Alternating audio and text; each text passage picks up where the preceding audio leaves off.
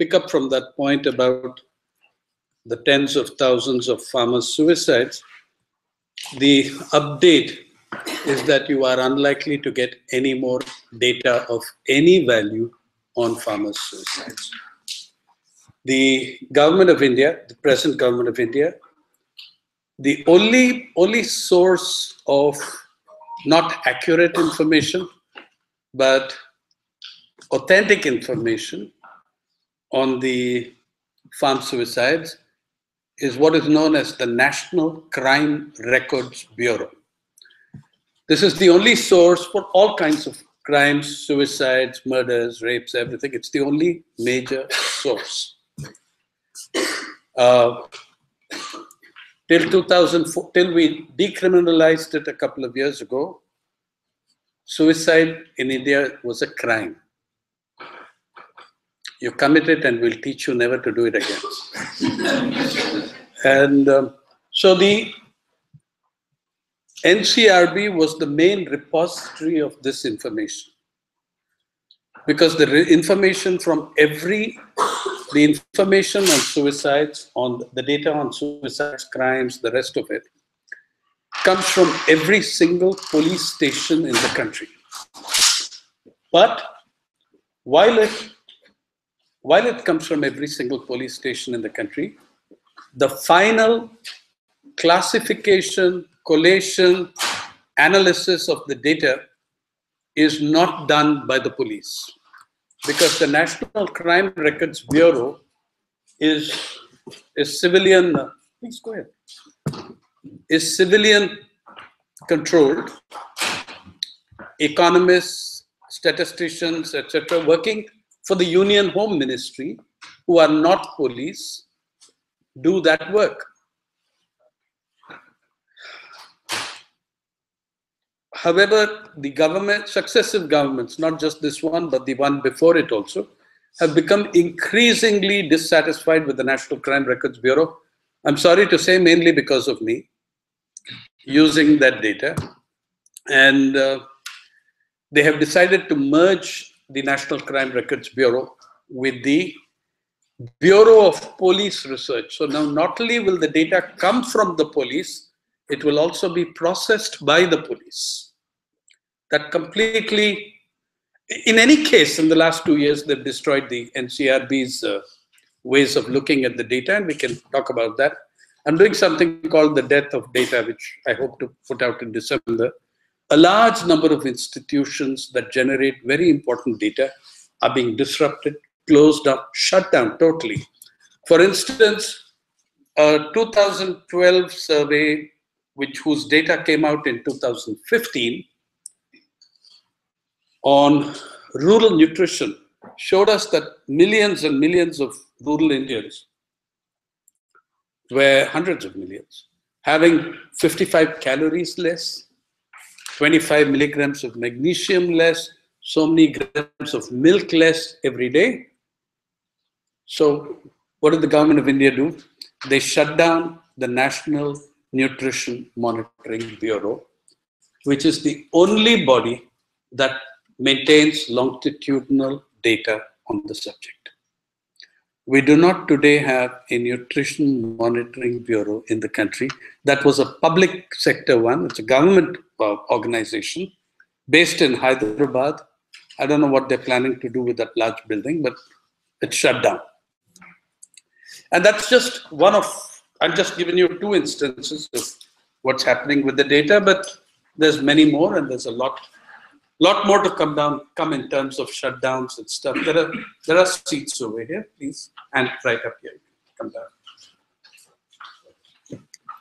So that's what's happening on the NSS, the National Sample Survey Organization, the biggest data gathering body in India, has also seen its surveys, its questionnaires, and its field operations corrupted, distorted. Sometimes, at one time, a planning commission chief didn't like the results of the NSS large survey, so he ordered it to be reconducted, saying that was a bad year. Yeah, it's every 5 years that the thing is conducted. They just decided arbitrarily to resurvey the whole thing because that was a bad year. Well, there's been many bad years then. I suppose you shut down everything. All these crises, not just the agrarian crisis, and by the way, the suicides are not the agrarian crisis. They're just one small face of it. The suicides are the consequence, not the cause of the agrarian crisis. They are its outcome, not its origin. Okay. So anyway, all of this, the crisis in agriculture, the crisis in migrations, all of this unfolds in a situation of astonishing growth of inequality. Given the kind of stuff that they do with the data on NSS and everywhere else, sometimes it becomes more interesting or instructive to look at the data on wealth rather than on the data on poverty. Because the guys who do the data on wealth, they've got the resources, they do it systematically. My favorite web page is forbesbillionaires.com. But if you look at the data, all of you are aware of the Swiss bank, Credit Suisse. Credit Suisse has collated data. I mean, they've been bringing out a report since 2014, but have collated data since year 2000 in 3 reports that have come out: 2014, 15, 16. A spoiler alert, I have a lot to say about the unusability of data and how many people using data have no clue of the social context from which that data arises. But Credit Suisse collected wealth data, and even more, this is not income data, it's about wealth. Even more interesting in that is that they've drawn stuff from World Bank, IMF, they've drawn data from the government of India, they've drawn, I think, decile-wise data from the National Sample Survey, they've drawn data from Forbes Billionaires, and sort of looked at all this together. And they put out tables in their report, which is called annual report, which is called the Global Wealth Data Book.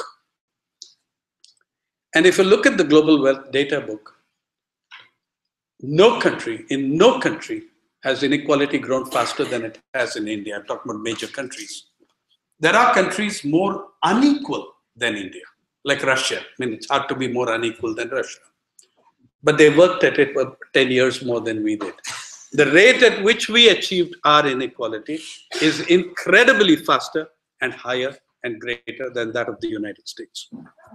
So let me show you the, can I be really happy with that? Sure. I have to do that, write that down. You can look at the data for 2 years, 2 of the reports of Credit Suisse. It's down here, right? Yeah.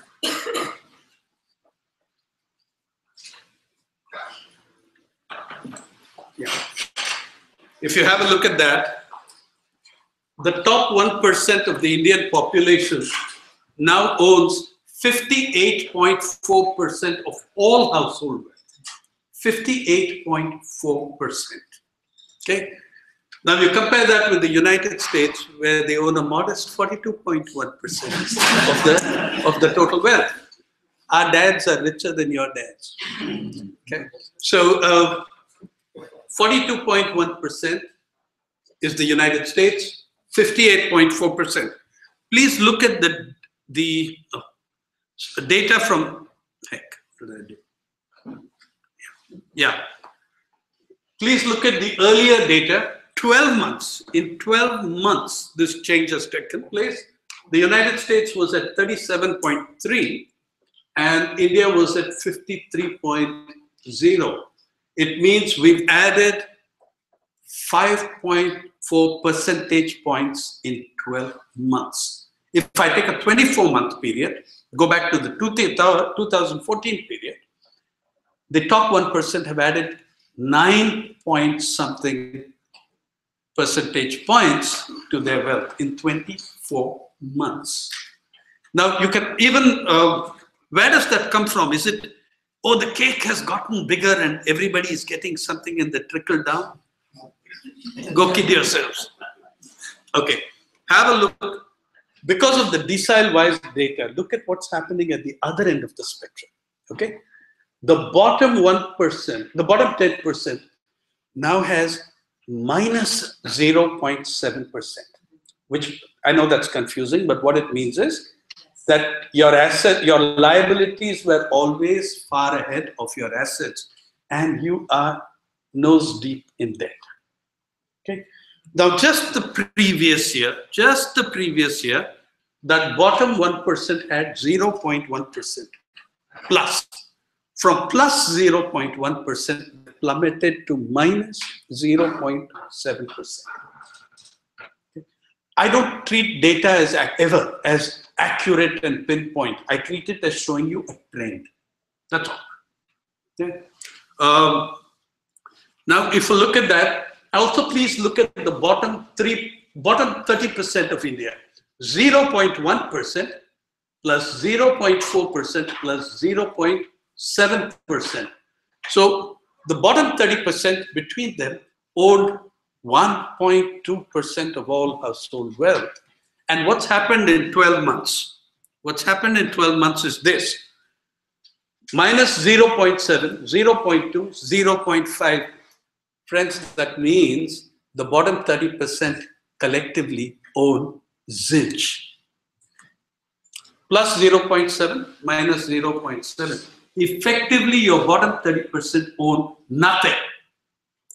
That's what's happened in the last one. It's also the fantastic. Okay, now let's add up all the bottom 90%. Now, if you add up the bottom 90%, you're looking at 0 for the bottom 30, then 0.8, 1.3, 2.0, 2.9, 14, 4.5, 7.8. I believe that comes to 19.8. Okay, it comes to about 19.8, which means that the top 1% of the Indian population owns more than 3 times what the bottom 90% does. Okay. The only country coming close to us in all this in recent years is Thailand, with 58% control in the hands of the top 1%. It's in the year 2000. In the year 2000, that figure for India was about 36%. It's now 58.4%. And it's growing. It will grow.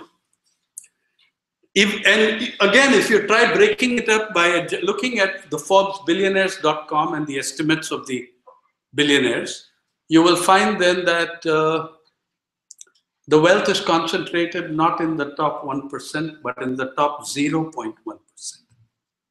You can see that the top 10% do not have much more. You know, it's concentrated in the 1%, within them in the 0.1%.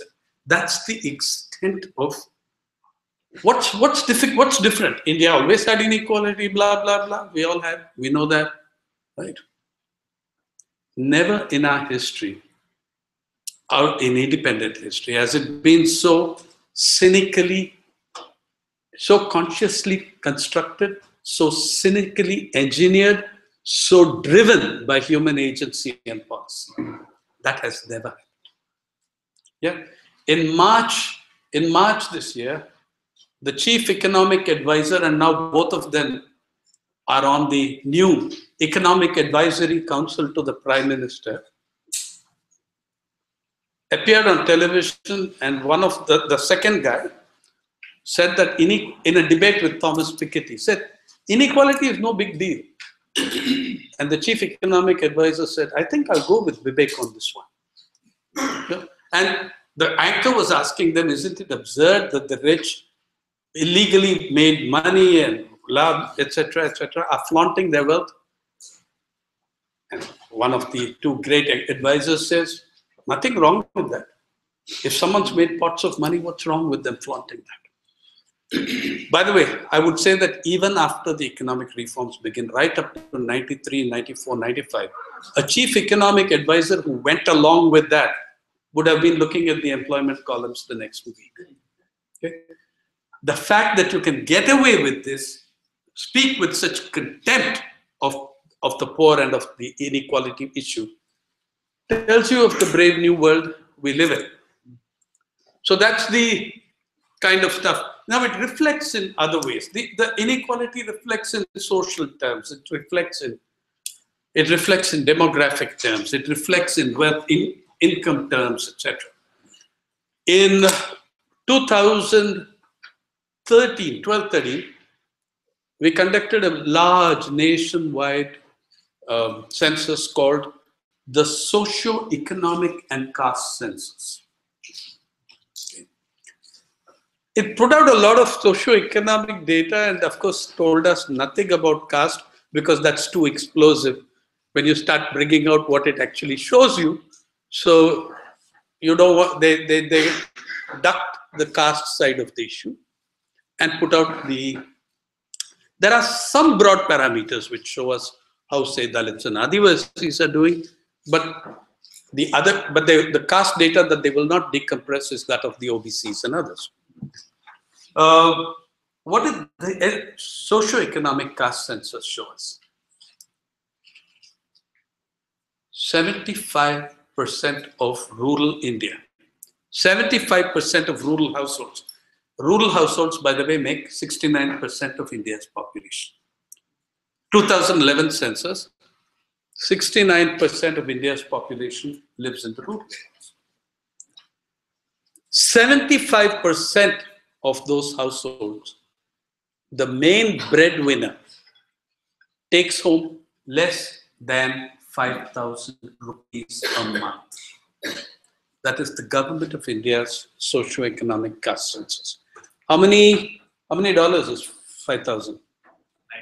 No, 75 or so, right? Yeah, about 75 bucks. Yeah, so 6,800 is what I saw. Yeah, so about $75 or so is the thing. 75% of rural Indian households, the main breadwinner takes home less than 5,000 rupees a month. Now you raise the bar to 10,000 rupees, which was less than $150. Okay, or about $150. Then the number of households, percentage of households, where the main breadwinner takes home less than $150 is 90%. That is the socio-economic caste census finding. 90% of rural households, 90% of 70% of the 69% of the population, the main breadwinner takes home less than $150 or thereabouts. Now, even this is very interesting. So what percentage of the rural households? What percentage of rural households actually take home more than $150 a month for the main breadwinner? 8% according to the socio-economic caste census. But here's a catch. 8% is the general figure. You isolate Dalits and Adivasis, it falls to less than half. It's 8% nationally, generally, across all caste groups. For Dalits and Adivasis, it's 4% or less. That's how it's working. So you can see. By the way, this 8% who earn more than a particular amount, a significant number of those are employed by the state.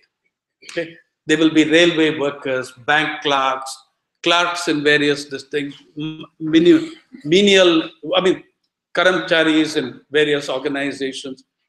And of course, there are the richer landed element. That is the That is the extent of the deprivation that you can see there. I also have to clarify, when I say that 75% and 90% are the main breadwinner takes home less than 5,000 in the thing, that is in that household of 4.9 people, which is the new figure. In this, how do farmers fare?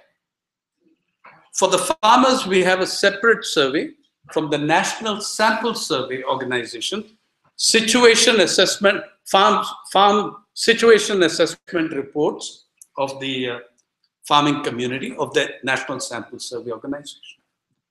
Here is something which will give you a sense of the distress. The average farm household. Here we are not talking about individuals, we are not talking about main breadwinner. We are talking about the household as a whole. Monthly income of the average farm household as databased in 2013, 6,426 rupees. That's $95. That is $95 is the monthly estimated income of the entire farm household from all sources, farming and non-farming. That's a very important point. By the way, that's a worldwide phenomenon. In the United States, if you look at the USDA reports for small farms in USA, 85% of their income comes from off-farm activity. Right? Here, the $95 is the sum total average income from all activity, farm activity, non-farm, off-farm activity. And that's where the farming, even that $95 is an average. It's an average between Punjab and Kerala, where it would be $200 or $300, okay?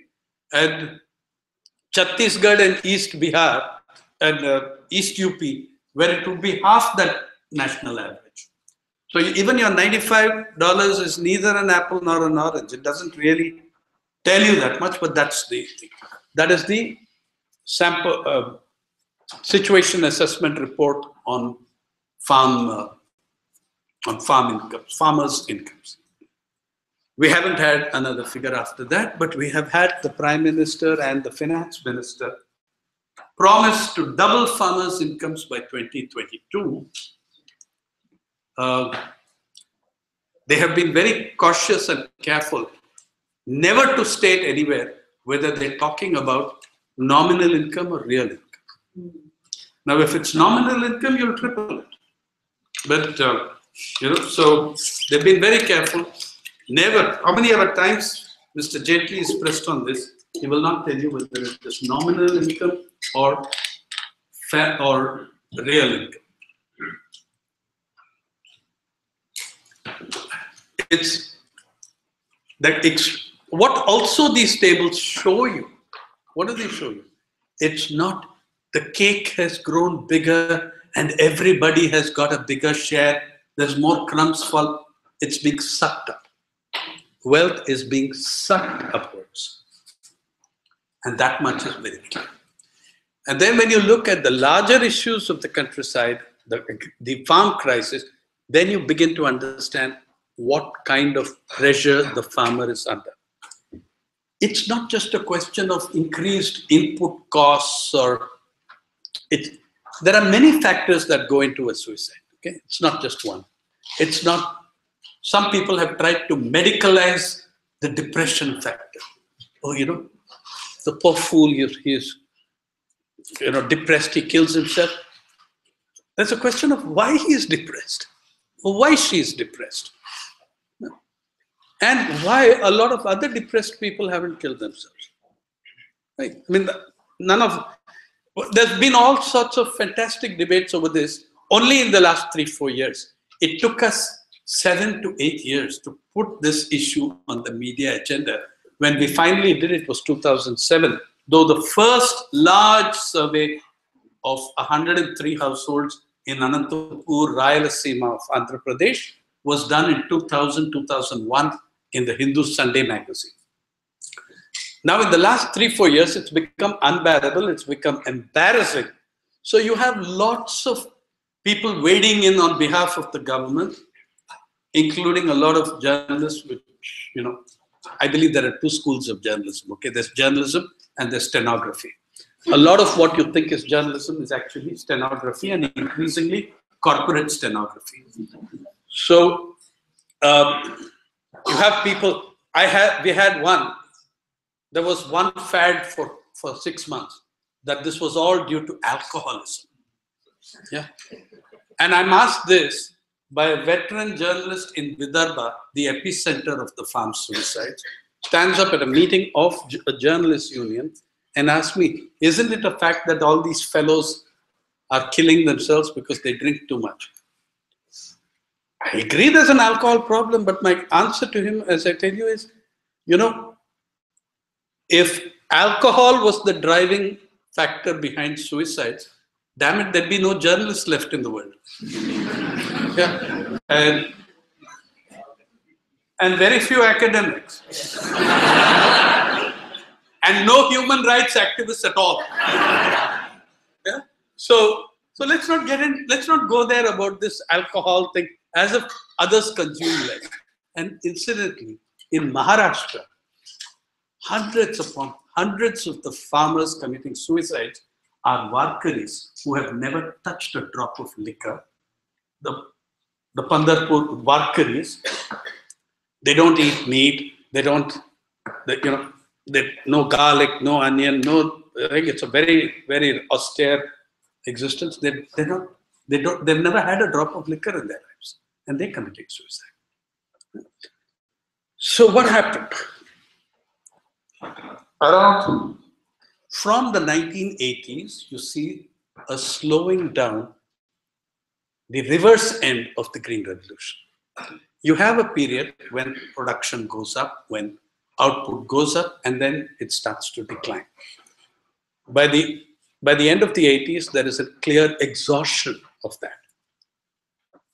And it's also the kind of agriculture we do, the model of agriculture. By the way, you're seeing now there are global reports on soil fertility loss worldwide. In India, that's extremely advanced. It's very severe.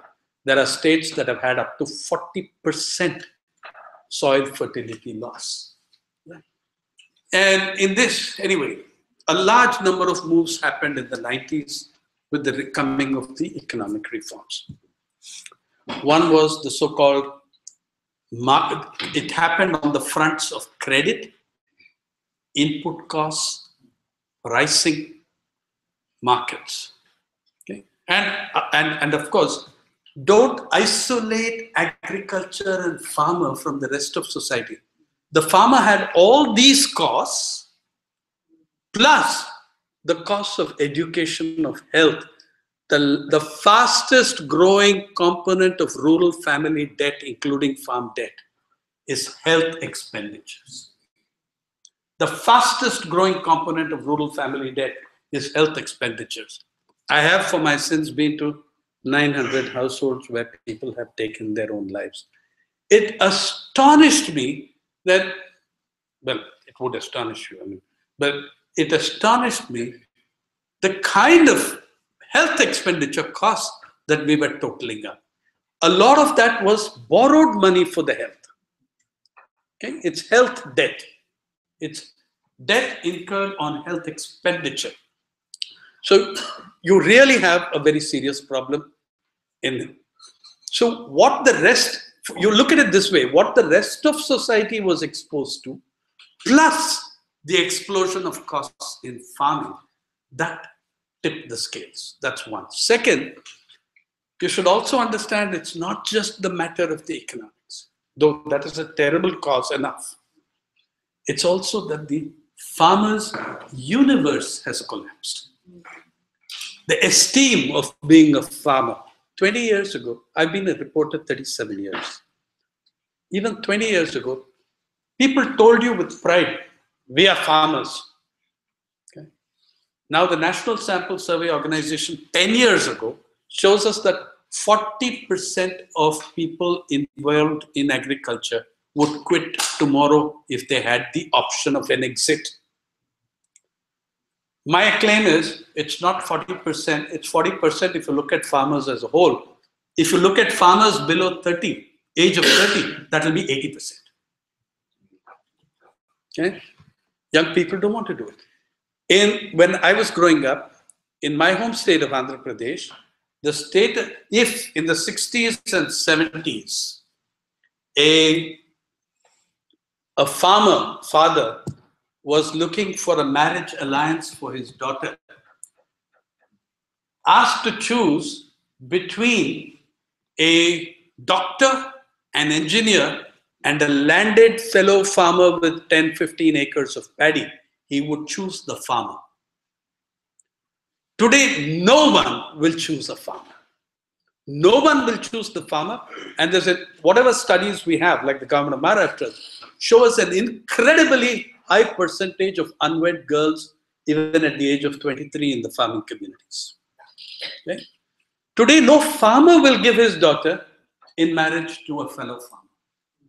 That esteem, that thing of, I'm a farmer, I produce food, I feed this nation, that pride, that esteem, that has collapsed. And in a development paradigm where we are all, I hate that word, in a development notion or illusion where we all talk about one day everybody will be urban, right? And that's how it happened. And it's absolute bullshit, by the way, in terms of historical reality. That's not how it happened. That's not how it happened. What happened in Europe in the 19th century was extremely different. Okay.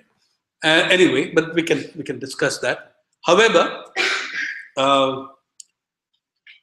given all that, the idea that there is no self-respect, that you don't have to get geniuses and academics and reporters to tell you what the farm crisis is about. Please read the suicide notes of the farmers. Some of them are literate, they've written notes. Okay?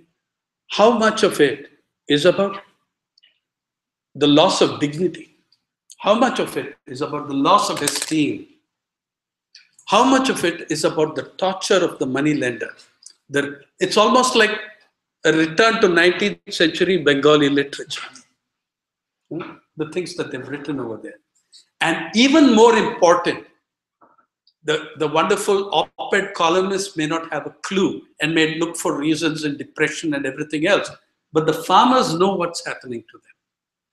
You know who their letters are addressed to? I have never seen this anywhere in the world. I haven't. It's in Vidarbha mainly that it's happened, and in Andhra to some extent. You know who they address their letters to? To the finance minister, to the prime minister, to the Chief Justice of the Supreme Court, because they see it as an issue of justice. Okay?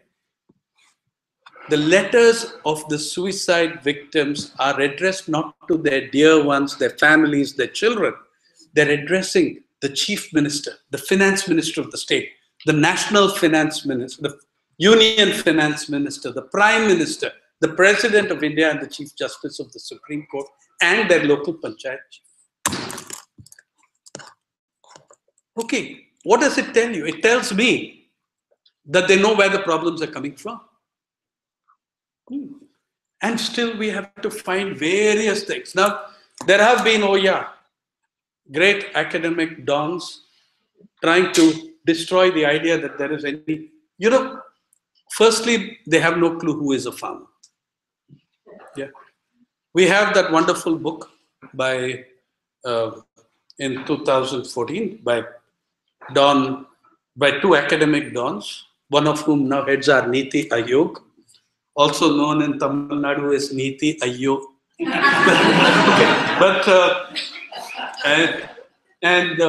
So Don Bhagwati and Arvind Panagaria write in their book that 200,000 farm suicides, it's not, by the way, that was, the figure had already crossed 270. The last figure for the National Crime Records Bureau is 310,000 farmers have taken their lives. Severe underestimate, but the available figure, 310,000 farmers have taken their lives between 1995 and 2015. Yeah, between 1995 and in a 2-decade period. Now, please, now no one, you know what Don Bhagwati and Arvind Panagareya say? They say it's a trivial number, 200,000 at that time. Why? Because 53% of Indians are farmers. So we can afford to lose a lot more, right? So 53% of Indians are farmers. It shows you that they haven't a clue who is a farmer in India. 53% of the population are engaged with or dependent on agriculture. That doesn't make every one of them a farmer. For God's sake, everybody in Bollywood is not a hero. The largest sections of workers in Bollywood, actors are a minuscule percentage of people in Bollywood. They're outnumbered 90-1 by workers of other descriptions. Everybody in the education sector is not a teacher, nor is everybody in the education sector a student. There are millions of others involved in that. According to the Census of India, which the busy experts can't bother to read, the percentage of full status farmers, that is main cultivators, that is those who operate a plot of land for more than 180 days in a year, that is less than 8% in 2011. Now, if you were to add marginal farmers, those who operate a plot of land for less than 180 days a year, that goes to less than 10%. If you add every description of agricultural worker, marginal, main, whatever you want, the total comes to 24-25%. When the census is recording farmers, that farmer, that is less than 8%. So please understand that the suicides are occurring in that 8, if you want 10%. The police manual, by the way, the census does not insist that the farmer is an owner of land. The census is basic, it doesn't specify gender, nothing. It says anyone operating a plot of land, it doesn't specify size, for 180 days or more, because that allows for tenant farmers. That allows for a large range of, it means it includes women farmers, it includes everybody else, and that comes to less than 8%. That is shrinking. Between 1991 census and 2011 census, the farm population declined. That population declined by 15 million. Between the 91 and the 2001 census, it fell by 7.2 million. In the next census, it fell by 7.7 million, 15 million less in 20 years. That means you're losing full status farmers or main cultivators at the rate of more than 2,000 a day. Do the math. 20 years, 15 million. What it means that even the same number of suicides is an increase because the population of farmers is imploding. It's going down so badly. Understand what sort of hell that has become. My point is, by the way, it's much easier to deal with the farm suicides than with the agrarian crisis, which is a much larger problem. So you had, the first thing was the freeing of market-based prices. You see, poor things, they were all kept in fetters and chains and they were set free. So you have seen price increases in cultivation costs of 500 to 700%. When I first went to Vidarbha to cover the suicides after 3 years of ruining my health, covering them in Andhra Pradesh, it cost to cultivate 1 acre of unirrigated cotton, it cost 2,500 to 4,000 rupees per acre of unirrigated cotton. It cost 10,000 to 12,000 rupees to cultivate an acre of irrigated cotton. Guess what it costs today? 15 to 20,000 for the unirrigated acre, 45,000 rupees plus for an irrigated acre of cotton. Now, the farmers' expenditures have gone up 5 times, 6 times. Has their income gone up that much? $6,095 a month farm household income. So when that happens, at precisely the moment, seed prices, native seed, original seed, almost wiped out now, was 9 rupees a kilogram in the markets of Yavatmal, Vidarbha. Then come hybrids with the Green Revolution. Then 350 to 400 rupees a bag of 450 grams. The extent of, by the way, American influence is so funny. A seed bag in India doesn't come in half kg or 1 kg. It comes in 450 grams because 450 grams is 1 pound. All our seed bags are 450 grams. Yeah, we have to use the metric system, right? That's the law, but it's actually 1 pound.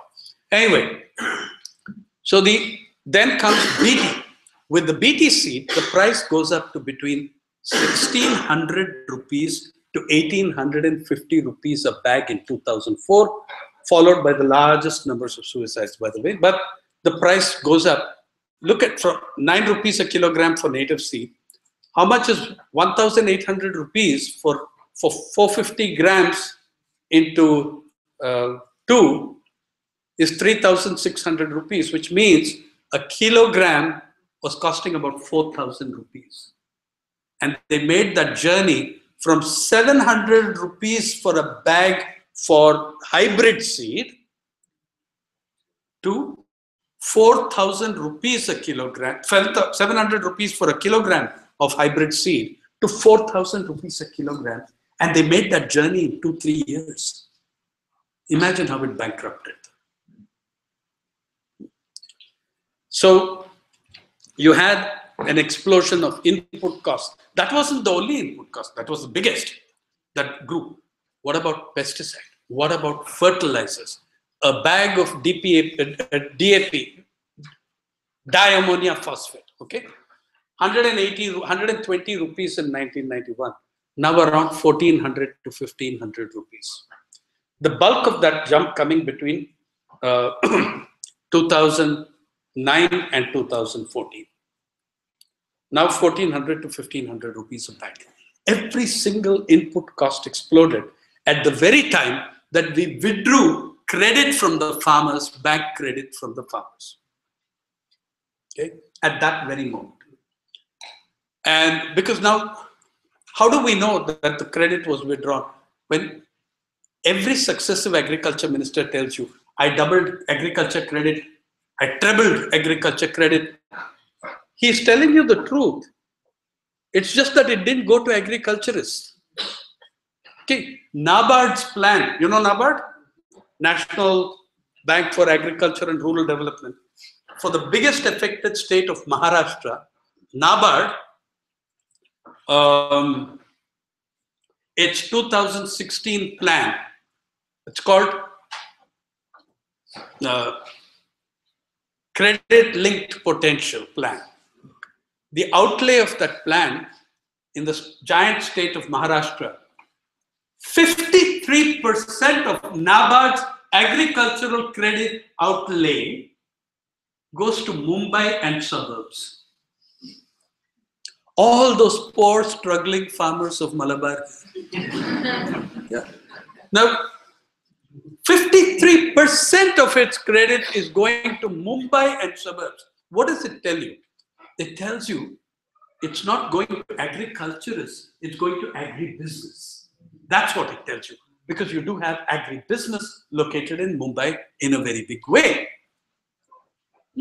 The scheduled commercial banks of Maharashtra in 2010, 2011, Dr. Pallavi Chavan and Dr. R. Ramakumar of TIS have shown in their studies, in their work, that less than 38% of agricultural credit was distributed through rural branches of banks. The rest was distributed through urban branches, Even more wonderful, gigantic sums were disbursed through metro branches. Metro branches would mean Malabar Hill, Cuff Parade, Bandra. And then you can look at it another way. Who was getting what amount of loan? Ramakumar classified the loan amounts in terms of size. Now, loans of 50,000 and below, that would be a small farm, a tiny farm. 50,000 to 2 lakhs would still be a small farmer. About 2 lakhs would be a medium farmer, and so on. Now, between 2001 and 2007-8, the loans below 50,000 and 2 lakhs collapsed. You know which loans went up? Between 10 crores and 25 crores. Now, I don't know how many farmers you've met who said, hey, hang on, when I just dash into my branch and pick up 25 crores. But I know a couple, one is called Mukesh and the other Anil. I believe there's a third, and I believe there's a third, and his name is Baba. Okay, so that's where your agricultural loans are going. Then there was the handing over of the agricultural produce marketing committees to big business. First, it goes into the hands of traders. Now it's moving to the hands of the giant corporations.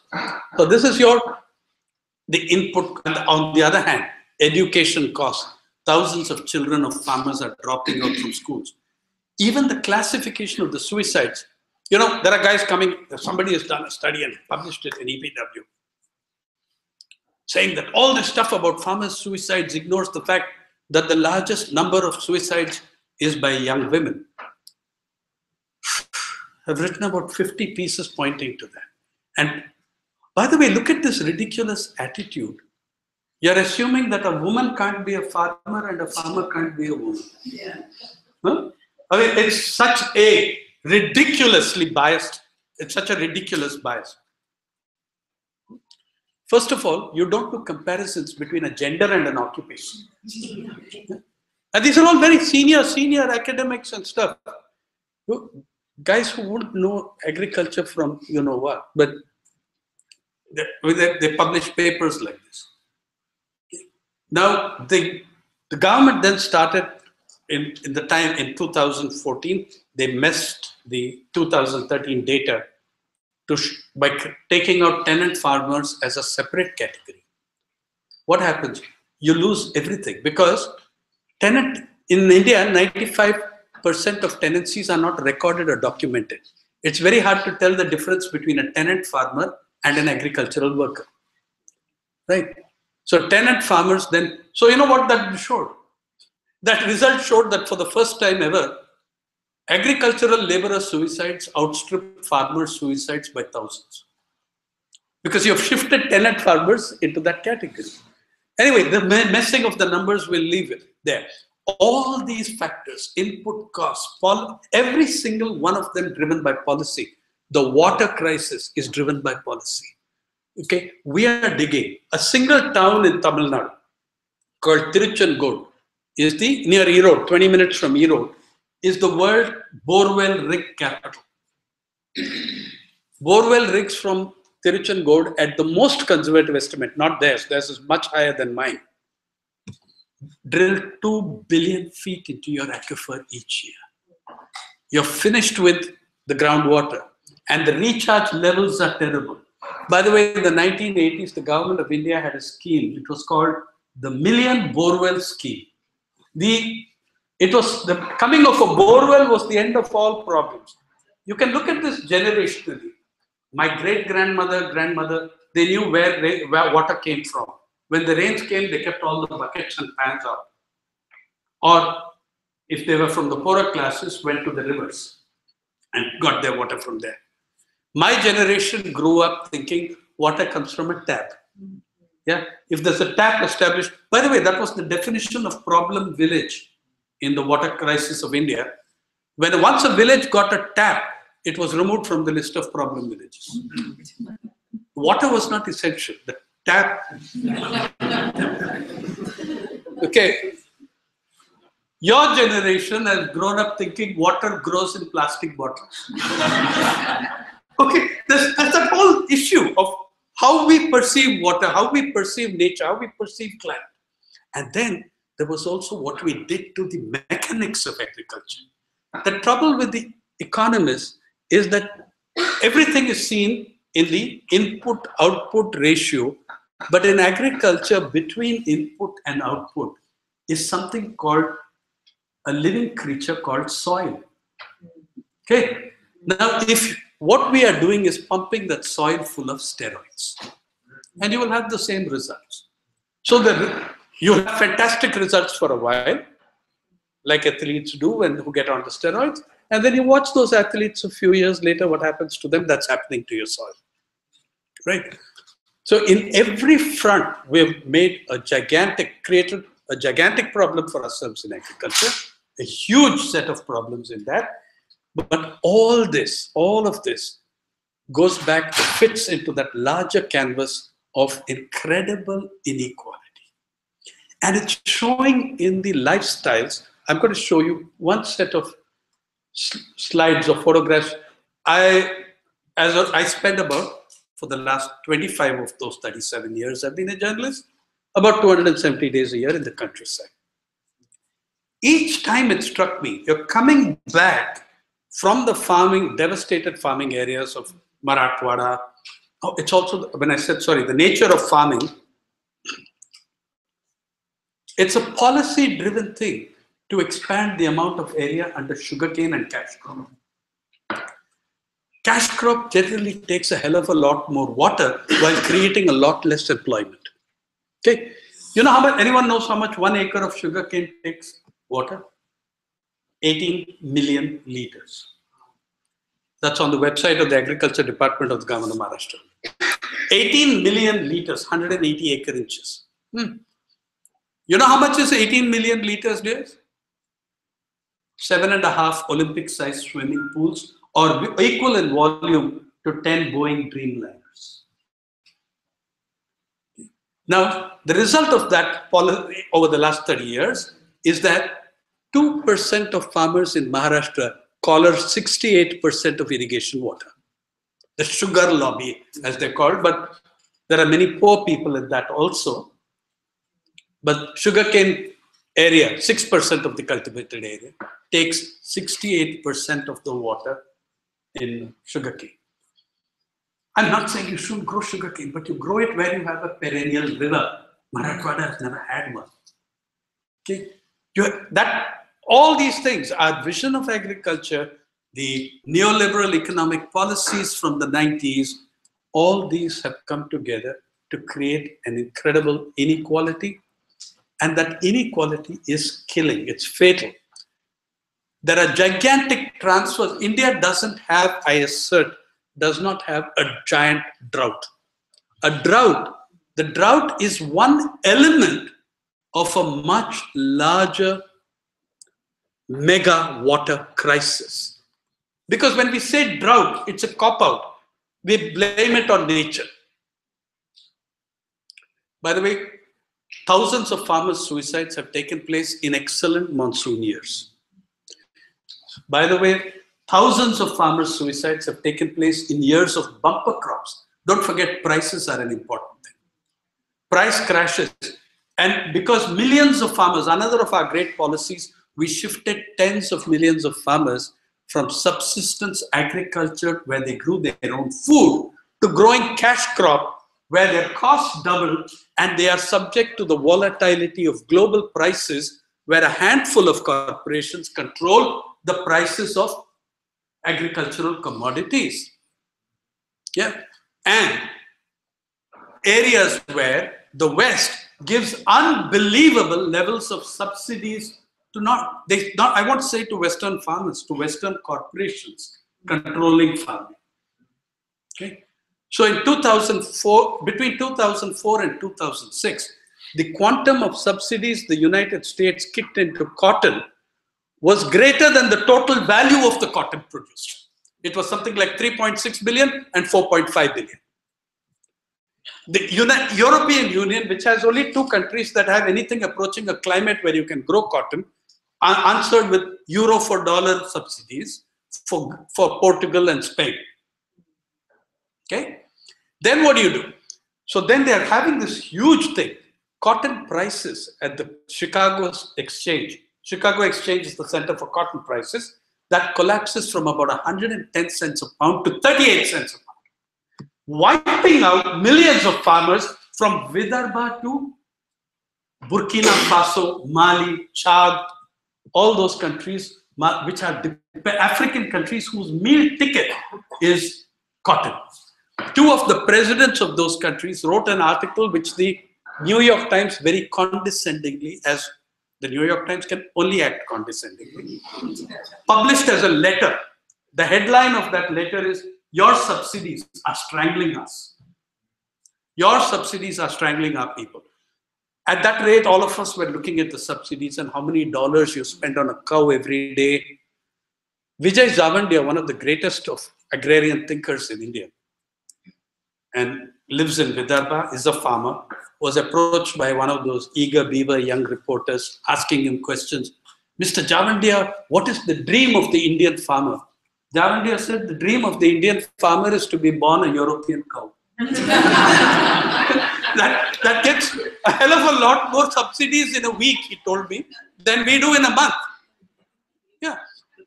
The fall in the global prices of cash crops, which are rigged prices, in coffee, in pepper.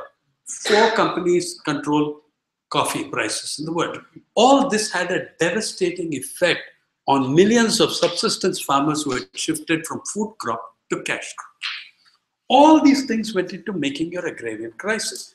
Till now, there are solutions, there are long-term things, there are medium-term things, there are immediate things. In the immediate run, in 2004, the government of India appointed Dr. M.S. Swaminathan, good credibility, father of the Indian Green Revolution, to produce, along with very wide spectrum consultation, the National Farmers Commission reports on agriculture. They thought this is a safe bet, good establishment scientist, he will know how to stay within the bounds. They made the same mistake with Arjun Sen Gupta in giving him the reports of the National Commission for Enterprises in the Unorganized Sector. Gupta had all the required bourgeois credentials. I mean, joint director of IMF, joint director of World Bank. If they'd consulted me, I would have warned them about a disease they were unaware of. You can call it the post-retirement radicalization syndrome.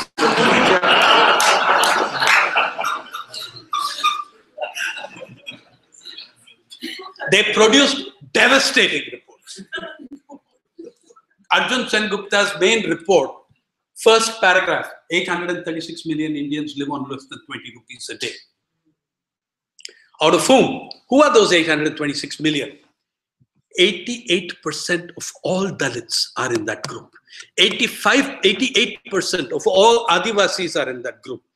85% of all Muslims are in that group. Okay?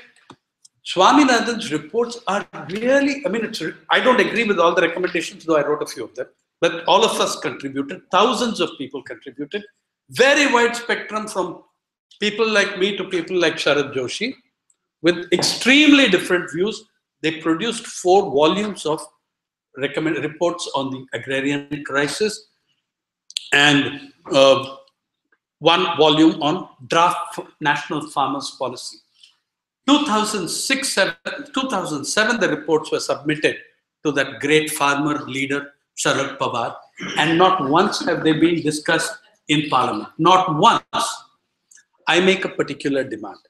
My demand for the last 10 years.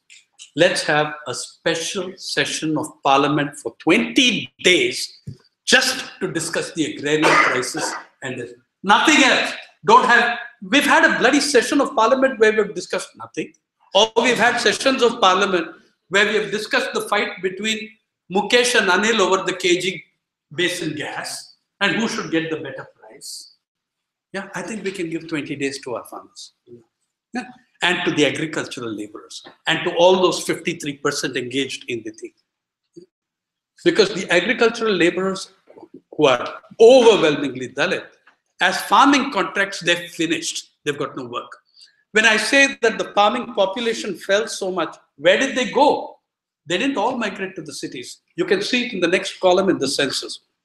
When, say, in my home state of Andhra Pradesh, in the last 10 years from 2011 census, the number of farmers declined by 1.3 million. Number of agricultural laborers shot up by 3.4 million, which means that not only farmers have been pushed into the ranks of the agrarian underclass, but a number of other occupations dependent on agriculture, the weavers, the tailors, the potters, the carpenters, all of them have also been pushed into the laboring classes from there. So this is the kind of situation we're in. So I demand that the Parliament of India convene on a 20-day session to discuss the water crisis, the Swaminathan Commission reports. The present government of India, and I'll end with that, came to power with the promise on its manifesto that the first recommendation of the Swaminathan Commission will be implemented on assuming power, which is on price, which is cost of production plus 50%. They put that on their manifesto, came and immediately said, no, nothing doing. And went into and stated in affidavits in courts that this cannot be done. But they put it on their manifesto. There's a huge disconnect and alienation of people who produce and put things on our table from the rest of us. In the inequality thing that I wanted to show you, have a look at this. Just glimpses of, whenever I'm returning home from the field, I take these photos. So the photos you're seeing have been taken over the last 4 years or so. The kind of buildings that are coming up in Amchi, Mumbai. The amount of noise we made, the main one has got stuck. But it will be clear, it's got clearance, it will come at some time. This is multi-storied buildings, 30, 40 floors, with a swimming pool on every floor.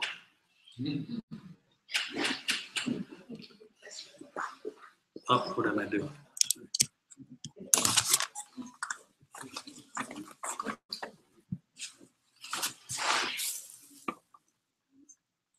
And this is from all over, different places.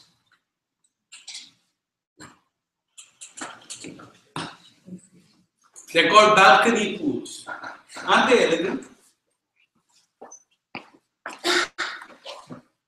This tower has 37, this is Borivali. This tower has 37 floors and it has a twin tower, which means there are 74 floors. And then there's a connecting floor of the builder, the penthouse. So there you can see 75 swimming pools. By the way, the bottom 10 floors are for parking because it's assumed that everybody is a 3-car family. So 10 floors for parking. Okay, guys? This is the artist's vision or nightmare, as you will, when that thing is completed. I hope it never will be, but that's it. This is called Aquaria Grande. They're into those. They've exhausted English names and stuff. They're into Spanish and Portuguese. Yeah, for the elite names. In case you feel the balcony pools on that side are claustrophobic, there's a large Commonwealth-sized one over there. As you drive down from Pune to Mumbai to Pune, don't you see hundreds and hundreds of hoardings, luxury villas? All of them will emphasize exclusive swimming pools. My favorite, they're very unsporting. After I wrote about it and published the photo in the Hindu, the board vanished, but I preserved it for posterity and use. This is my favorite. Oh, sorry, before my favorite. This is my hometown of Chennai. Unlike these Marathis, we are far more refined in our culture. So we have only one every third floor. Okay? But my favorite on the road from Mumbai to Pune, luxury homes with an attached forest reserve. In Maharashtra, even the damn tiger doesn't have an attached forest. So now, a few kilometers away from these boats are how ordinary Indians collect their water. Okay? Have a look. Oh, this is coming up in England. This has become a status thing, okay? This is spanning an avenue near the US Embassy in London. Complete glass, and you can have the additional pleasure of waving at all those little people down there in the traffic. Yeah? That's coming up. I took this photo from the Guardian where it was being reviewed. Now, by the way, you've noticed that all buckets are numbered and people keep their buckets. Why do they do that? Because the same woman will keep 6 buckets at 6 different taps. From 3:34 a.m. that starts. But if you're this woman, it doesn't matter. Even if you were the first, you will be the last to get your water. Because she is a Dalit. Okay? Caste has everything to do with water inequality and distribution in the country. That she told me that from 2:30 a.m.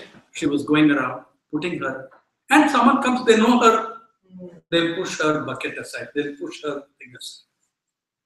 She's a Dalit, so you can kick her out. Right? So this is your Marathwada in February, not even April, not even summer. Every single vehicle will be carrying water pots. But I'll stop there. I'm trying to say that the agrarian crisis is a part of a much larger crisis. It's a part of that larger crisis of a kind of development we've undertaken and the nature of economic policies and social policies that we have taken on for ourselves. In short, it's bad. Thank you.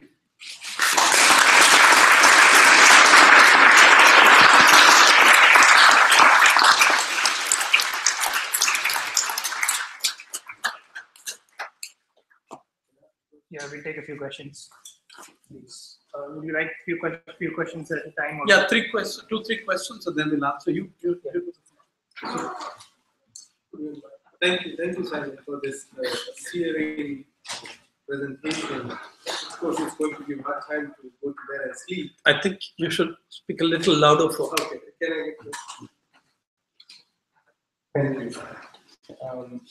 As I was, of course, I've read you and of course I've also watched your documentaries about this. And one thing that was striking to me was because of the holding of this debt capital by this particular caste community, the Banyas or the Saukas. How do we engage with, because in Marathi I was reading this and it was reproduced and it was talking about this extortion by Saukari.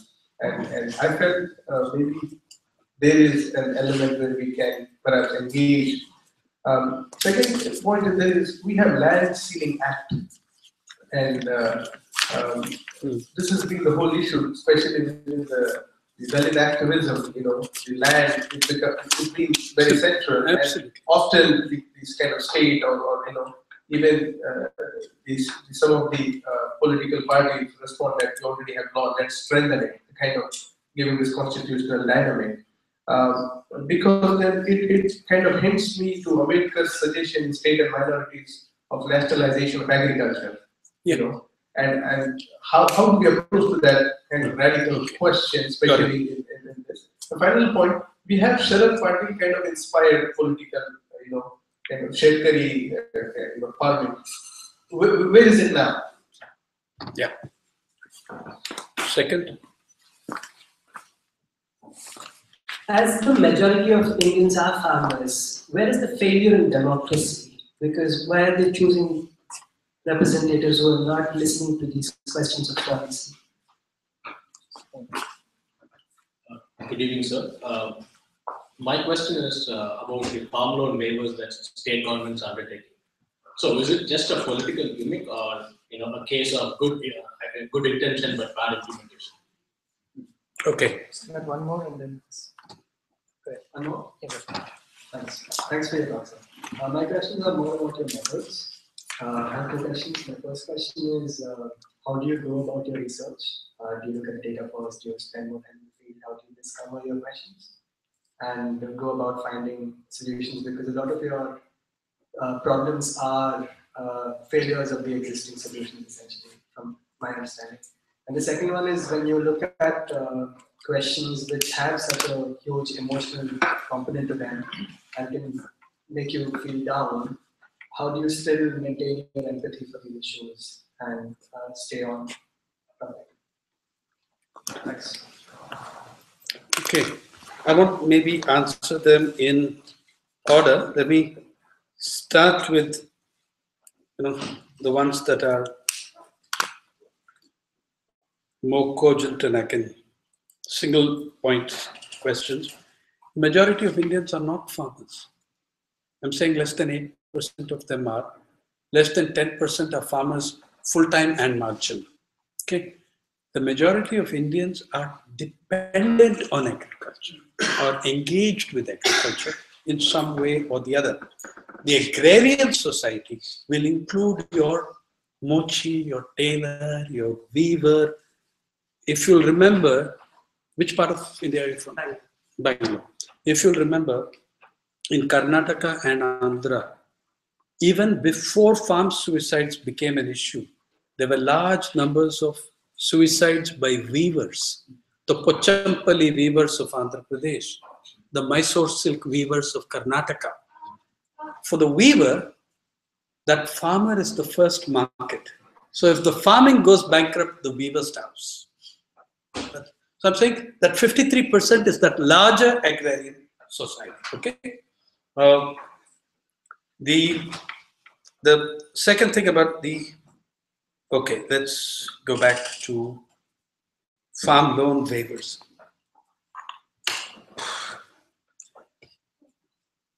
Yeah, it's worse than a gimmick. It's a cruel, cynical joke because nobody actually ever gets anything. Do you know that? Have you been reading? Some farmers have got checks of 1 rupee 50 paise. Yeah, exactly. They've got checks of 1 rupee 50. See, the loan waiver of 2008 was something more serious. But first of all, let me tell you something about.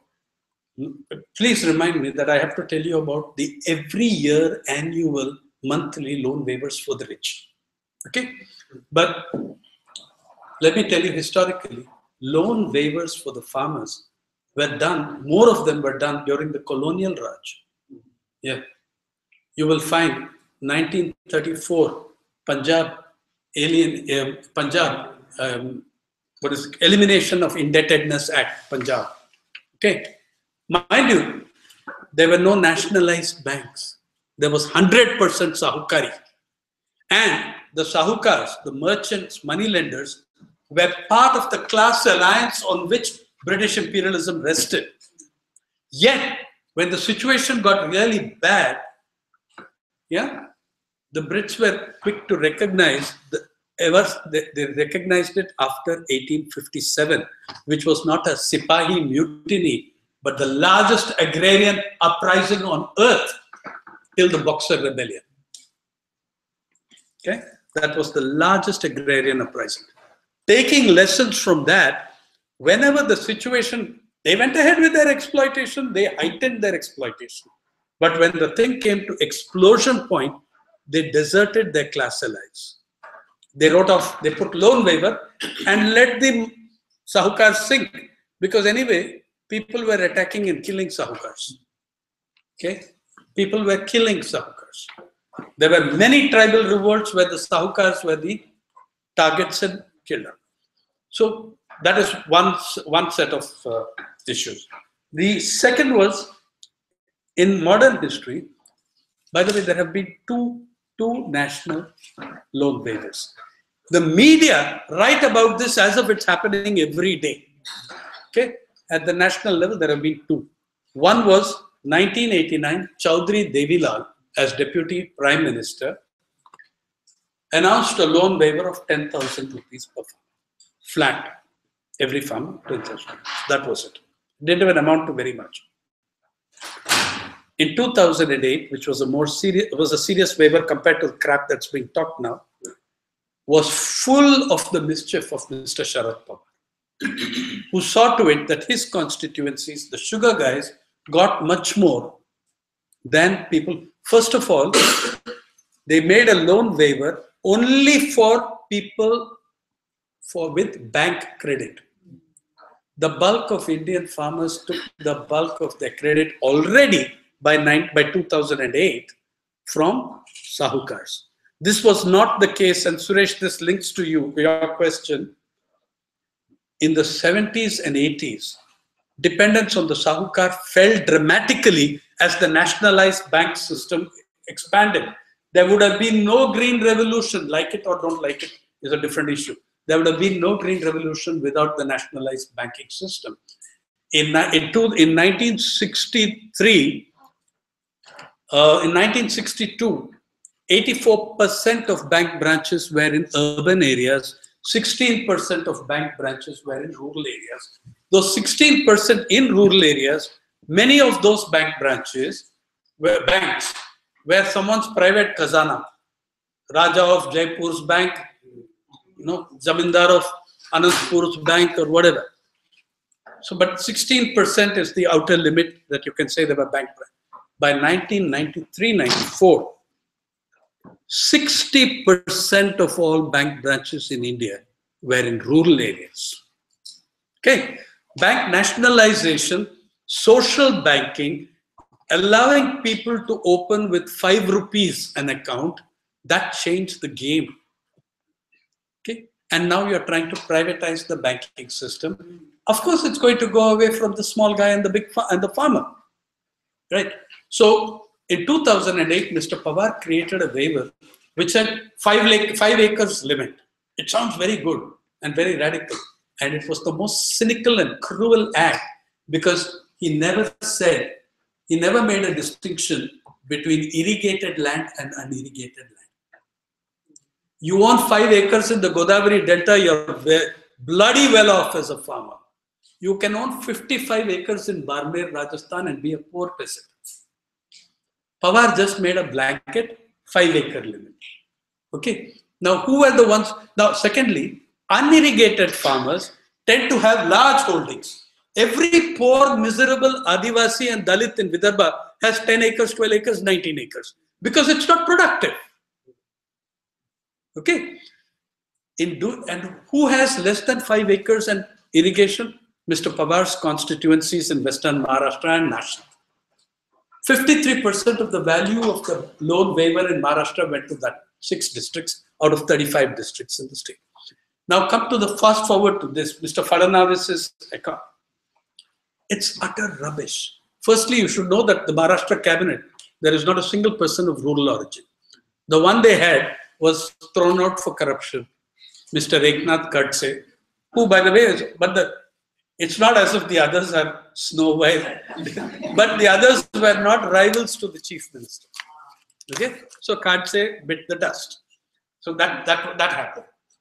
In these loan waivers, it is impossible the number of conditions made. By the way, the banks have to fill out forms before anything is given, on which they have to tick off on 64 indicators. By the way, the same thing was done during the recording of the farm suicides by state governments. They came with a line of 46 things to that farmer's house.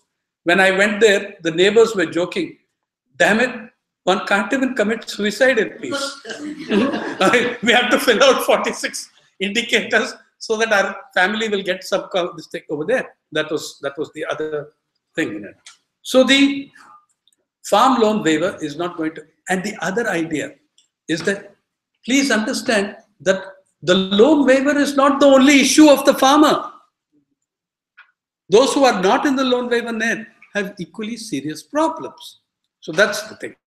Every year we give about $100 billion in the central budget, dollars. In the budget, if you look at the annexure called Statement of Revenue Foregone, in the three heads: direct corporate income tax, customs duty waivers, excise duty waivers.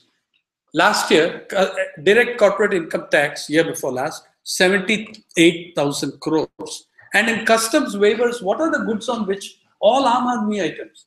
The single biggest waiver of 73,000 crores is on gold, diamonds, and jewelry. Every year, we give this $100 billion worth to the top 1%. Again, like on the farm suicides, I'm responsible for the disruption of that data. They got so irritated with it that in 2015, they changed the name of the table. It's no longer, all its existence, it was called Statement of Revenue Foregone, which is a simple, honest title. We've foregone this revenue, yes.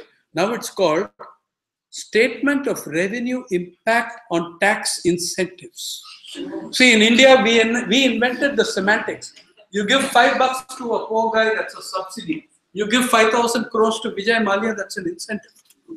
Right? Okay, that's what happened. So this bullshit of trying to make it like your farmers are a voracious bunch of handout beggars, it's also part of this. It's part of that collapse of self-esteem and respect for the farmer. Now, in do I want a farm waiver? Yes, I do, but on very considered grounds. By the way, the British did a better job of identifying where and when and how, because they were interested. They didn't want their rule to be thrown out. These guys are sure that they're not going to be thrown out. Okay. Suresh spoke about, yeah, Sahukari part I have answered, right? So as the banks withdrew, Suresh, from 92, 93, as they withdrew from rural areas, oh, I forgot to tell you the number.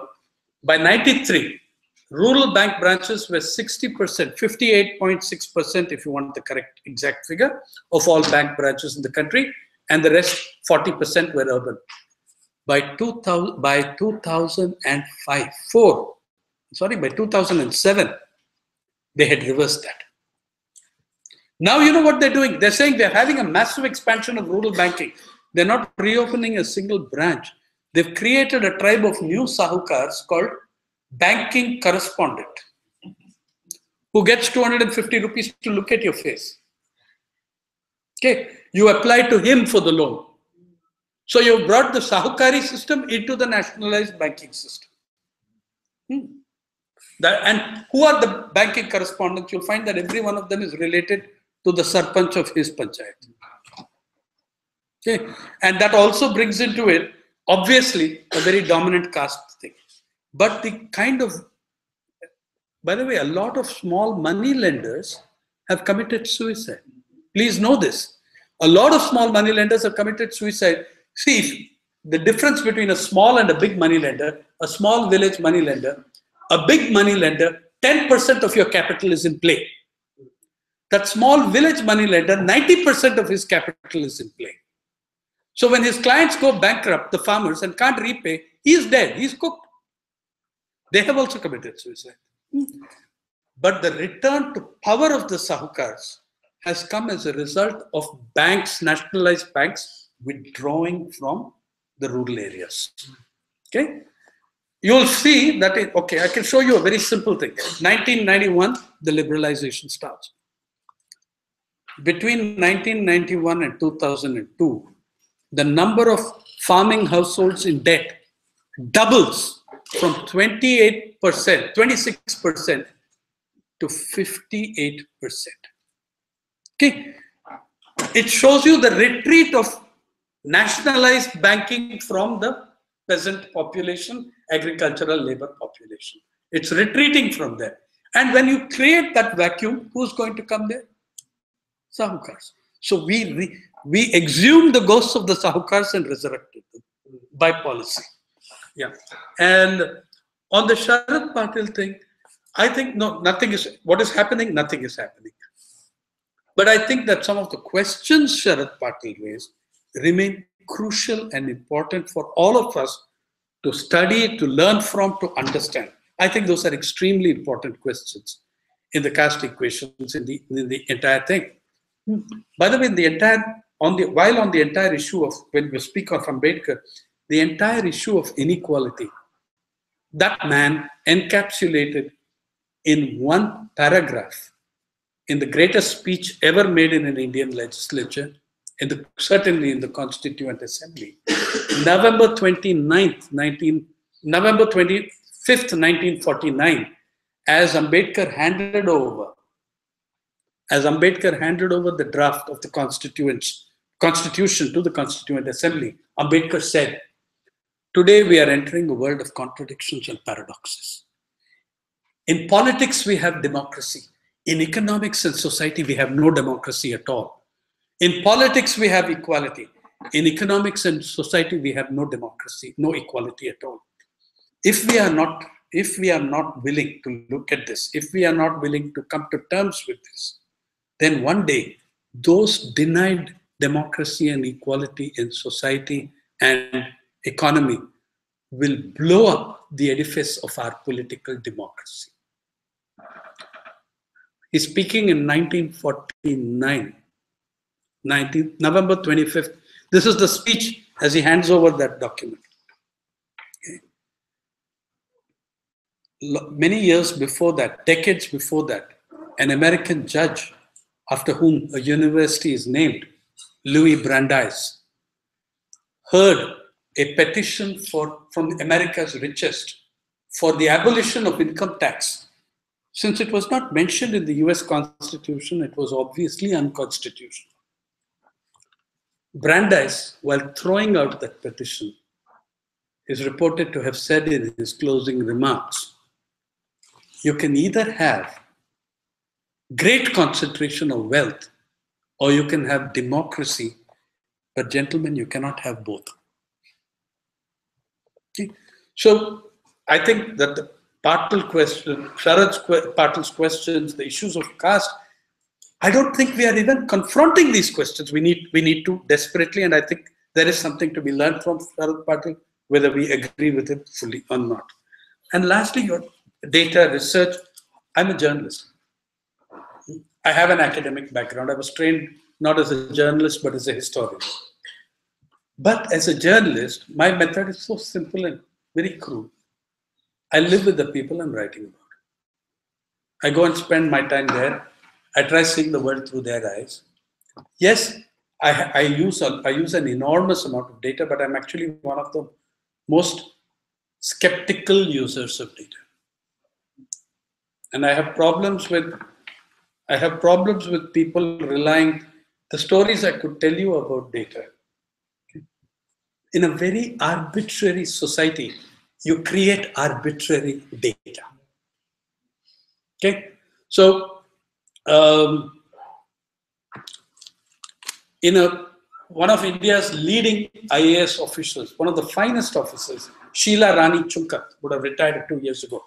She told me once, "We are crazy as a society, the kind of situations we get ourselves into with data." They were doing the animal and livestock census, and she was a very formidable person. You know, all these little government servants were called and summoned and told, "Take these forms, fill them out, do the survey, bring them back." And they brought them back badly filled out, whereupon Sheila Rani let them have it. And Sheila Rani can really let people have it. So they were terrified. She threw them out of her office saying, "Go out, get back. If you come back without everything filled out properly, you had it." So they came back 3 weeks later. And this is Pudukkottai district in Tamil Nadu. And she found to her astonishment that in her district there were 768 camels. Unless the entire state of Rajasthan was migrating to Pudukkottai, unless they were all migrating, something was seriously wrong. So then she found all sorts of other living creatures unknown to the district of Pudukkottai were in great proliferation in that district. So then she asked them, she called them and she really roasted them. And they said, "Madam, you only said don't leave any column blank." Listen, the collector of a district is a powerful person. If the collector of a district demands a full and comprehensive list of all extraterrestrials wearing polka-dotted shirts who have landed in my district in the last month. Somebody will produce that list. And that evening, the SP of police will ring up to say, the miscreants have been apprehended, awaiting further instructions. Have a sense of what the social context from which data arise. Okay? Yeah. So, the thing is that as a journalist, I think I have one advantage over the academics, is that I get to go and see how the data is put together. I'm able to check it. I'm not bound by iron disciplines of you will do it only this way. If I choose to do it another way, I'll do it another way. I keep asking my academic friends, especially the economists, tell me guys, have you ever met the people who put your data together on which you present massive theses? Have you ever met those guys? I have. I've lived with them.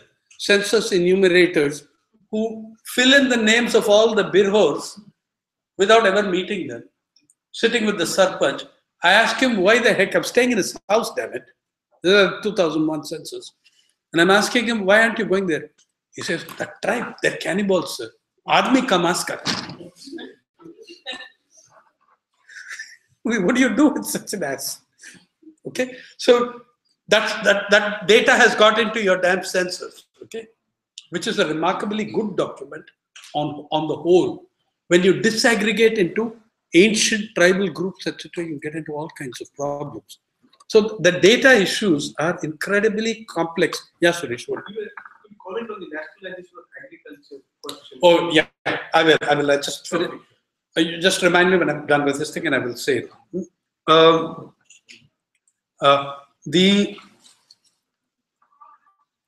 So one is the research, and I read everything that I can get.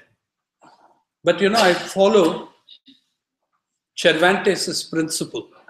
Cervantes said of his own great character, Don Quixote, that reading everything he came across made Don Quixote a great man. Believing everything he read made him mad. Yeah. You skeptically address and interrogate the data at all times. The amount of mischief that has unfolded over the farm suicides data is a book in itself. Right? So that is the thing. And about how you feel, and that is an inevitable question everywhere, all the time, that, it's also pessimistic, it's also damning. Isn't there something optimistic? Isn't there something nice happening? My answer is always the same. There's optimism and there's fake optimism, and economy growing at 10%, poverty will be history in no time. Every prime minister has told that every 2 years since 1991. And the other end is the cynical pessimism of kuch sudrega nahi. My answer to you is that between fake optimism and cynical pessimism is a territory called hope. I live there. Yeah. Suresh, I agree with Ambedkar. Okay. But I will also say, do you know of an early Dalit legislator called S. Nagappa in Parliament? He also suggested something. He suggested a variant. He said in Parliament, I'm just giving you this for information. I agree. I think that the best example of positive developments in agriculture is coming from Kerala, where 4.2 million women have formed the largest gender justice anti-poverty movement that I know of. It's called Kudumbashree. Of them, within this, more than 500,000 women, landless, have taken land on lease and have formed collectives. It's called Sangha Krishi. Okay, the rate of growth. Do you know they are the only farmers in the whole country who don't have serious credit problems? You know why? Because they are the biggest depositors in their village banks. So if you fool around with me, I'll withdraw my money from your account and go somewhere else. I'm saying yes, ownership patterns of agriculture have to be challenged. How you can achieve Ambedkar's thing is a matter of, we have to think out in the current time, in the concrete reality, how we do it. Nagappa said on the floor of Parliament, and even in Constituent Assembly, we, meaning the Dalits, are willing to forego reservation in everything. Yeah, but you give us, each of our families, 20 acres of land.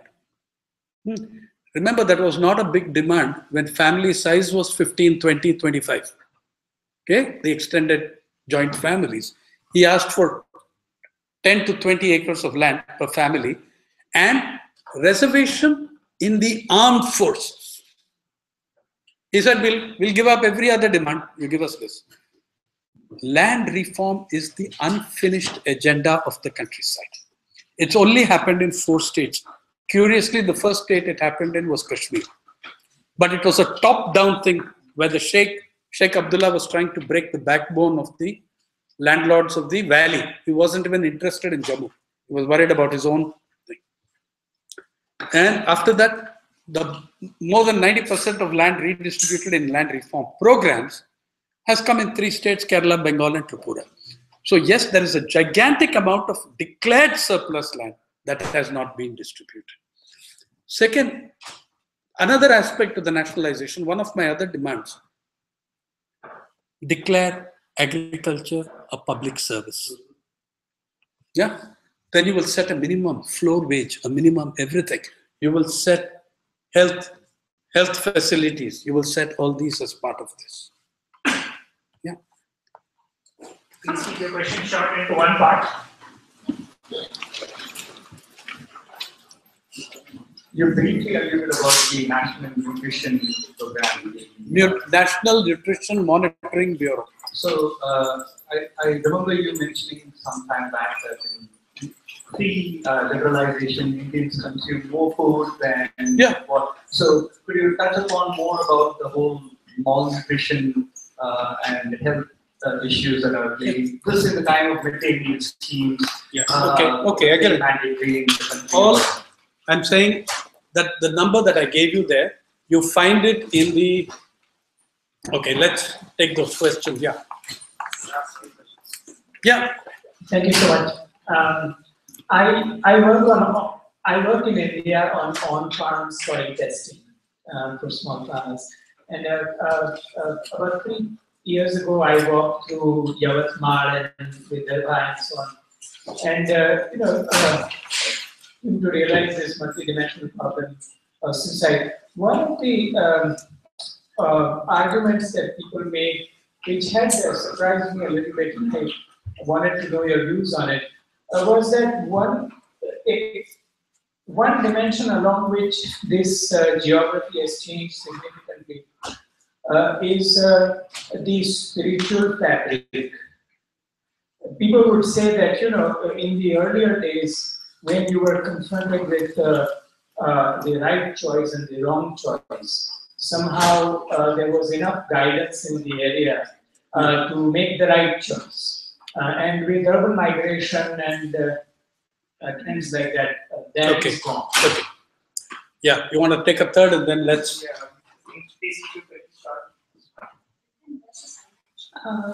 Yes. My question is, how has the religious establishment in India responded to the farm crisis? Okay. Very quickly. Okay.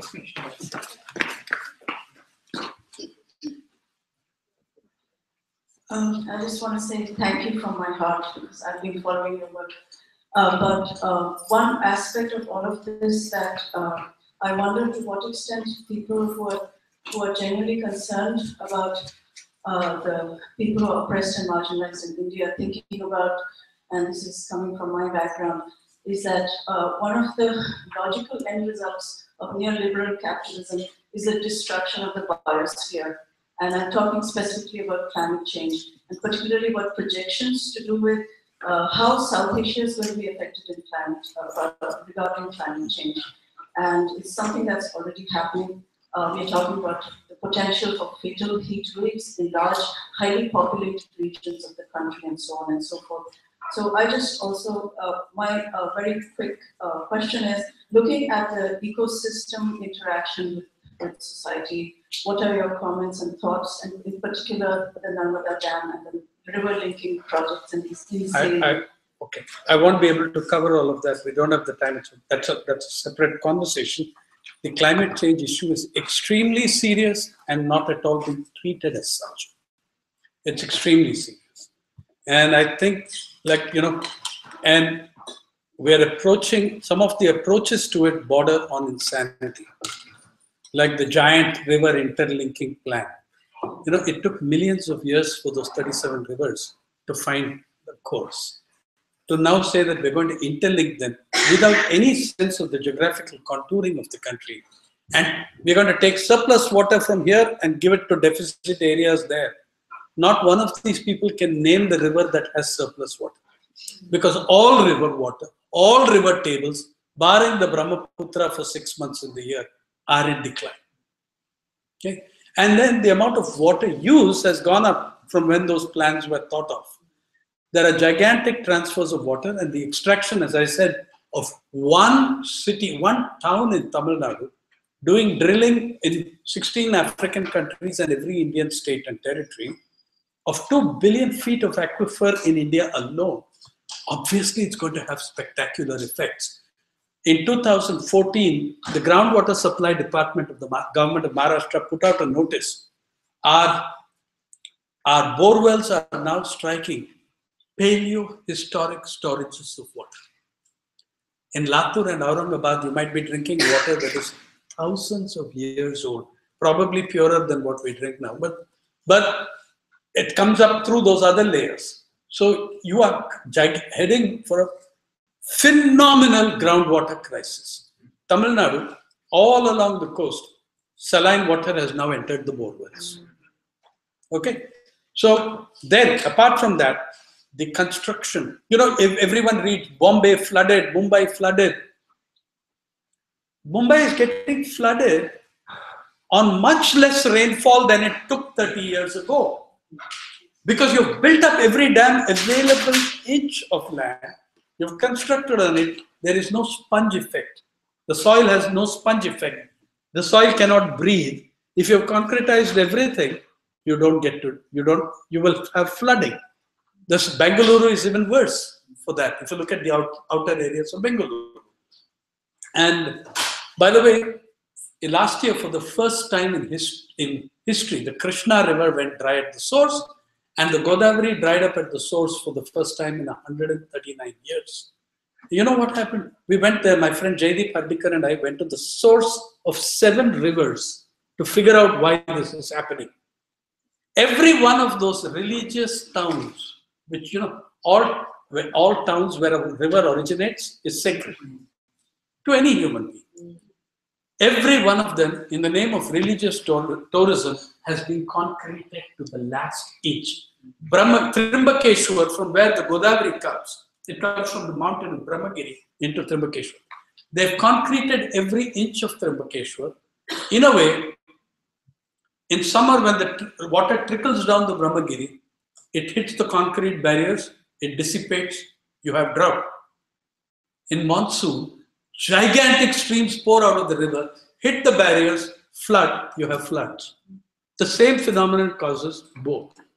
And a lot of other types of construction and deforestation activity that have taken place there. You are not headed for a crisis, you're in it. You're neck deep in it. There are major climatic effects which are showing up, say, in the production of Nagpur oranges. A half-degree variation makes a serious thing to the quality of the orange. Okay, that sweetness goes. So the climate change issues are gigantic, and that is having already an impact on food production. It will get worse. Yeah, that's the thing. The other one was that the figures that I was often stating. So I think that the climate change issue is extremely complex, important, and I would go with what I think is your position on a lot of it, but it's too large to. Every year, preceding the budget, there is a thing called the Economic Survey of India. Now they've stopped putting the tables in that, but for 65 years, there is always a bunch of tables at the back of the economic survey, which are about, including one table, usually it's 819 or 821, is that table is daily net per capita availability of food grain. Now, I won't take 1 year or one-offs because you can have a bad year, you can have a good year. It makes sense to take 5-year averages or 4-year averages. If you take 5-year averages, the per capita net availability of food grain was much better in 1956 to 60 than it was in 2005 to 2010. And it was higher by 30 to 40 grams per Indian. Okay. In 1991, the year with, by the way, the reforms in agriculture don't date till 91, they date till 92, because the agriculture year in India is July to June. It's not the financial year, it's not the calendar year. Agriculture year is July to June. Okay. So when you look at the 5-year averages from that, when you take the 5-year averages from that, 2010 is a pre-reform year. The highest per capita availability of cereals and pulses is 1991, 510 grams. After that, we have never gone above 450.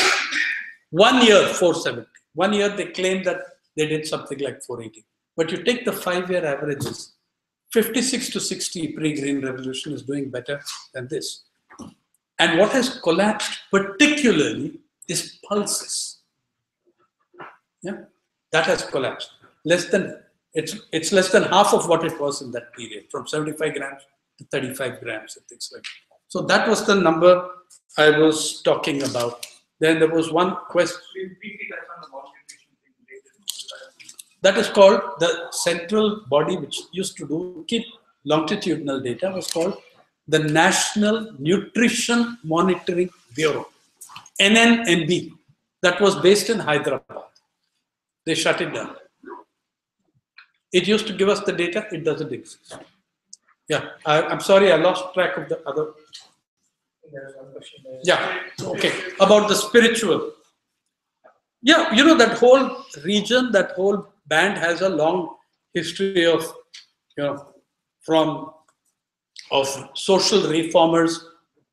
Many were seen later as religious figures, but they were largely, Tuddo Maharaj, they were essentially reformers, so great social reformers.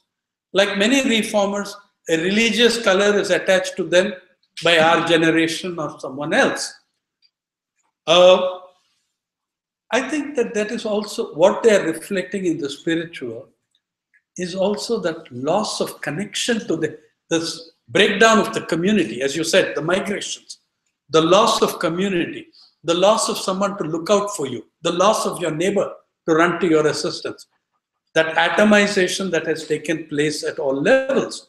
That is one. In fact, when you mentioned about the protests and fights and the Narmada, a few months ago we were discussing in Delhi the anniversary of the emergency. We do this ritual every June, where every year we ritualize our remembrance of the emergency and institutionalize our embrace of it.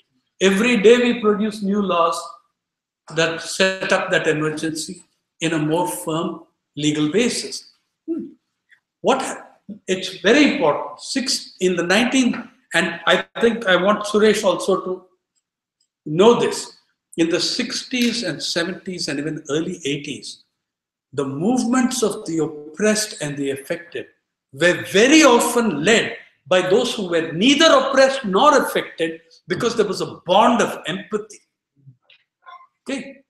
Look at the people in the anti-dam struggles. Look at the people in the forest rights struggles. They were led by people who were neither affected nor oppressed. Today, you try doing that, you're an anti-national, you're a terrorist, worse still, you're a Muslim. Yeah?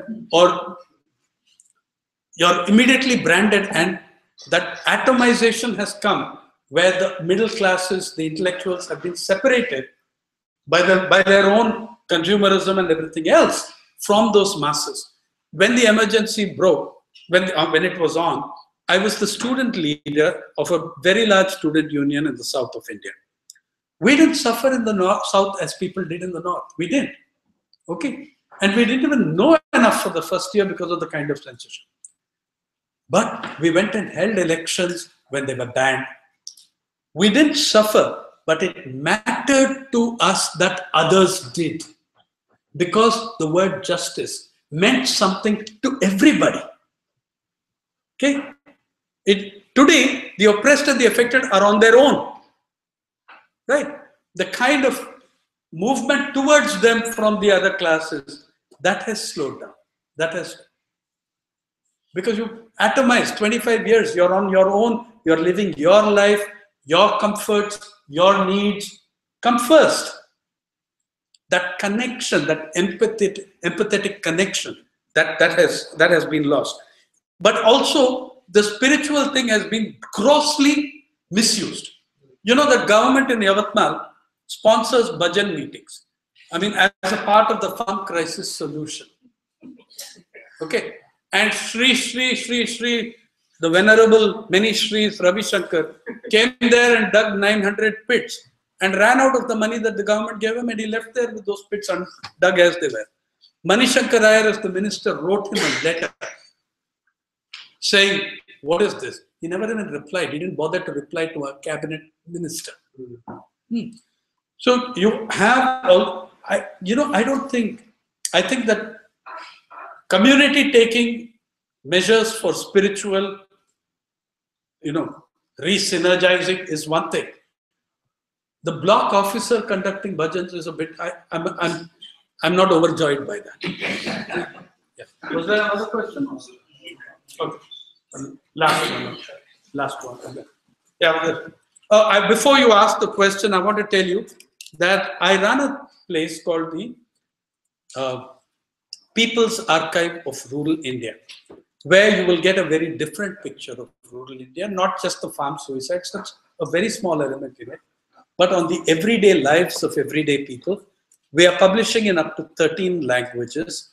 It's a non-corporate, non-government website. It doesn't take funds from either, and we don't have enough, sadly.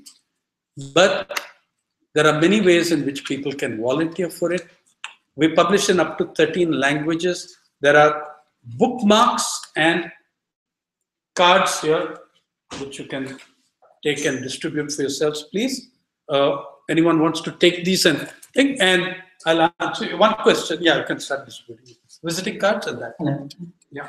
Good evening, sir. So I'm an MBA candidate at Howard Kennedy School, and before this, I worked as a Prime Minister's Rural Development Fellow for 3 years in Jharkhand. There, I primarily worked in Narega, and looking at the significance of impact that Narega had, it has its drawbacks, of course. Yeah. But how do you see Narega's role in mitigating the agrarian crisis in terms of, say, formalizing the rural employment that it does right now? And number 2 is in natural resource management or creating microclimate changes at that level. So, okay. What do you think is Narega's role? Very simple. Well, the Narega I classify as extremely desirable, not sufficient. There's a lot of other things to be done. However, I was giving you the figures of subsidies to the super rich. If we take the statement of revenue foregone for 9 years, after which they screwed up the data, 2006 to 2015, in 9 years, the amount given to the super rich is 42.3 trillion rupees. That's 12 zeros. Do you know you could run Narega at the present level for only 120 years on that amount? Okay. So there is money, it's important. And the moment they came to power, they slashed funds for Narega. Mr. Modi's government slashed by 53% the Narega funding for Tripura. Tripura has the best state-run Narega in India for 10 years, not according to Tripura government, but according to the Ministry of Labour, union government, under BJP governments and under Congress government. Tripura, and you come there and you slash 53%. And you know whose Narega budget you've done? Gujarat. Where no Gujarati, no self-respecting Gujarati is going to put his hand to a spade and do physical labor, but it's all going into machine work, right? So contractors, kickbacks, the whole works, right? If I had the time, I would have showed you a clip of a Tripura woman learning that the number of days of work she's going to get is seriously reduced. She is shouting at me in Kokborok because she thinks I'm a government official and saying, "Ye Modi baat karte hain." You know, she's telling me, you guys are all talking about the Swachh Bharat and the building of Swachh Bharat and the building of toilets, and you're cutting our work days. If you're going to keep our stomachs empty, why do you need to build toilets? So, yeah, so I'm saying that there is an attempt to undermine, break up the NREGS. It will have very devastating, it's already having devastating effect. It's going to have even more devastating effect. But it will all be done in the name of the poor. What is being done, direct benefit transfer, all that kind of stuff. When I was leaving India, I saw a beautiful line going around the net in Hindi. Nobody can question Narendra Modi's commitment to Garib. Ga for Gautam Adani, V for Reliance Industries, B for Baba Ramdev. Thank you.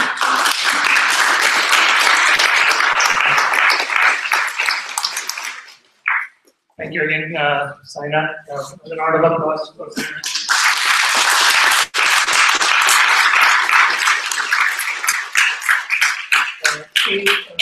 Aid and secular work on similar many of the issues which Sainath has laid out. Boston, Metro West, and MIT chapters. You know, please volunteer with them. Aid Boston meets every Sunday at MIT between 2 and 4. If you need any information, please pick up a brochure. There's a lot of literature here. And if you need to talk to any of us, Kujami, Karthik, there are a lot of people here. Thank you again. Thank you, Sainath.